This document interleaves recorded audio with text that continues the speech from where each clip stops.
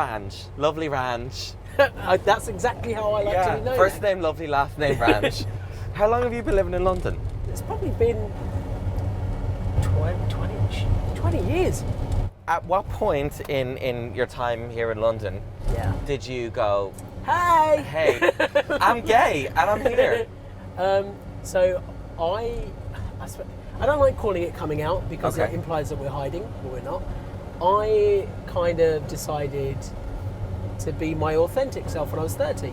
30? Yeah, so reasonably late compared to other people. And it wasn't the most pleasant of experiences, but it was, it had to be done. And do you know what? I've never been happier. It was what it was. It was what it was. Why wasn't it pleasant? It was tough. I wouldn't say it was unpleasant, it was tough. Purely because I used to be married prior to all of that. To a woman? Yeah. Yeah. I was. So we were married, we were together for 6 years, married for 3. Wow. And as that unravelled, everything else seemed to sort of be happening at the same time.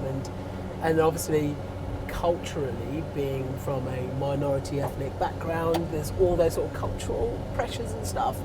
So it wasn't easy. So where are your parents from? They're Indian. They're Indian, both of them. Yeah. And when they found out, when you told them who your authentic self was, what did they say? I was kind of outed to my parents. You're joking? Yeah, by someone else, which was a bit of a surprise because at the time I was still kind of working things out a bit.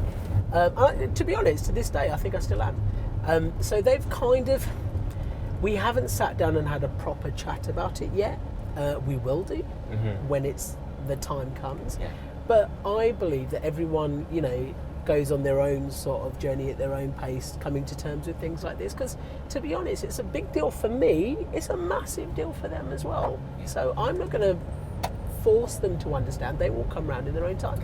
I think the funny thing about coming out is that it takes you so many years to come out to yourself almost. Exactly. And figure out, who am I, what is this? And you expect your parents to do it like that. No. It can't happen. It's not fair, and I don't believe that suits everyone. Some people's parents are great and are completely open and understanding and get it. Other people's parents need time. Yes. It took my dad a year.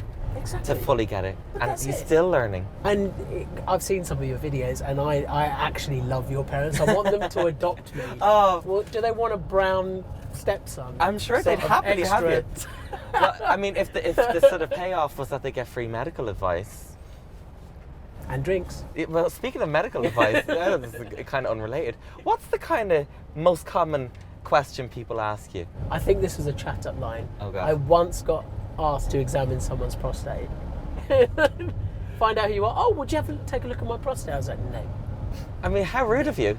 Buy me a couple of drinks. And then we'll go to Prostate Town. Then we go to Prostate Town. Woo! People don't actually think I'm a doctor, though. That's why they never ask me Oh, they anything. think you're a fake doctor? Yeah. No, like a tele doctor. The most common question is, are you a real doctor? Is what I get. So is that because you're on TV and you're well known? I think Right, so. I think okay. it's because of the stuff I do in the media. People naturally assume that I'm not a real, or as in I'm just a pretend doctor or an actor. Okay. And I'd love to be, but I'm shit at acting.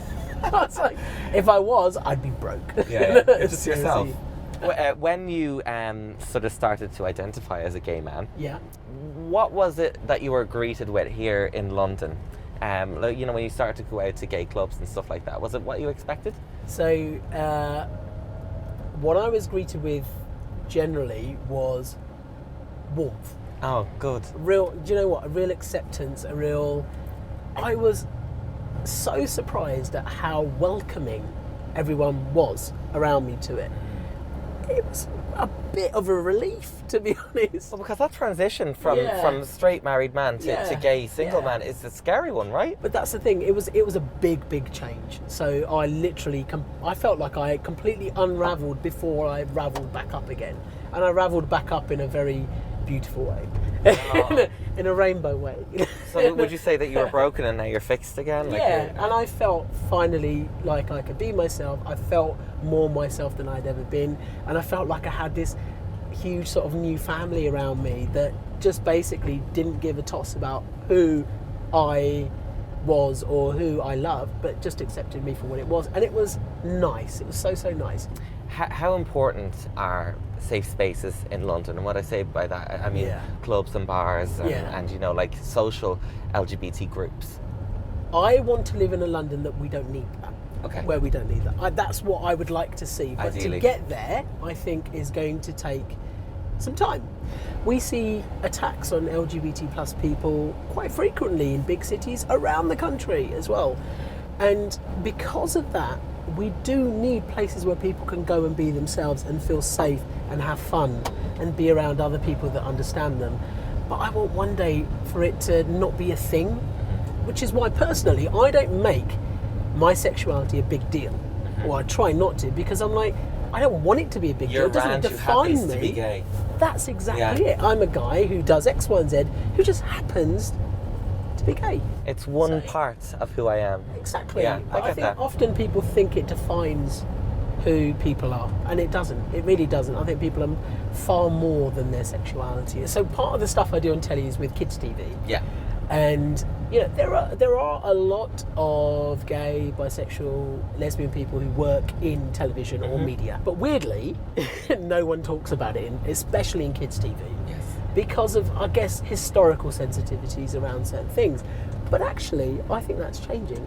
And I think part of the reason is people have been scared of being found out, maybe, by their audiences. And every time I've talked about it and stuff, I've been met with nothing but a positive response. Fantastic. But I think that is because times have changed. Yeah.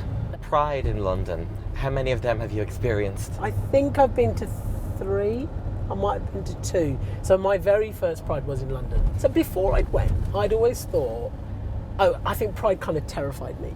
It was a bit like, the crowds, the colour. It's like it's really full on. For somebody, and especially if you're just kind of getting used to things, it's really quite deep in your face. Yeah. I was asked by a TV channel that I was working with at the time whether I'd be on like this media float. Okay. So it's literally my first Pride experience was on a float.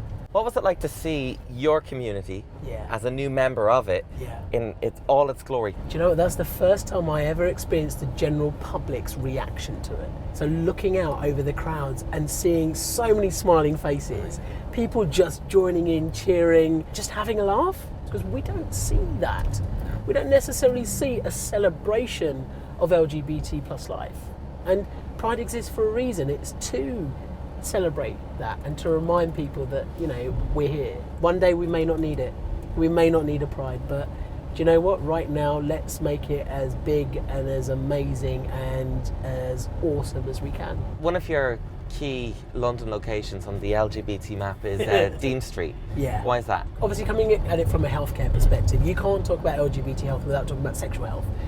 There's been massive advances in sexual health for LGBT plus people. We still have some way to go, particularly everyone's talking about things like PrEP and stuff right now, which is really, really important. But clinics like Dean Street have done a massive amount of work on that front. They were the ones that have been pioneering rapid testing and getting rapid clinics put in. Dean Street Express, for example, you can just go do your own thing and it's quick and it's easy and you're out and you'll get a message to say what your results are. That sort of stuff has been pioneered by Dean Street. Places like that make it easy for us to just walk in and say, do you know what? There you go. That's what I do. I just turn up and say, look. It works, and I've used it. Test it. Test it. But we should be able to just talk about it, and it should be a laugh. And I think those guys do a great job, and they should be recognised. My first visit to Dean Street, I had the biggest smile on my face. I know I was going for an STI screening. Well, what did they do? Well, hey. No, I went in, but why I smiled so much when I went in was because I didn't expect to have such a positive, welcoming, warm atmosphere around something like a sexual test, STI test. And that's before they start sticking stuff in place. Yeah. But what I liked is that you get to do that yourself. You get to a private room, you know, it's very clean. There was, it looked like a really nice cafe. I'll have a skinny cappuccino and a swab. Yeah. Is that right? And a urine vial. Cheers. Waterloo Bridge. Or Waterloo Bridge. Why is that significant to you? As well as sexual health being very important amongst LGBT people, mental health is increasingly important for the general population, but disproportionately affects the LGBT plus community. Absolutely. There's loads of reasons for that. Growing up feeling like you can't be yourself and potentially even being bullied or oppressed for it has major implications for your mental health. A really good friend of mine called Johnny, he's gay, and I didn't realise his story. He has schizoaffective disorder, so he has a mental health condition, which he's managed since he was about 21. But he had a really rough journey. Like in his early 20s, he was in a really bad way, in a really difficult state of mind, and was about to throw himself off Waterloo Bridge. And he was saved by a stranger. Wow.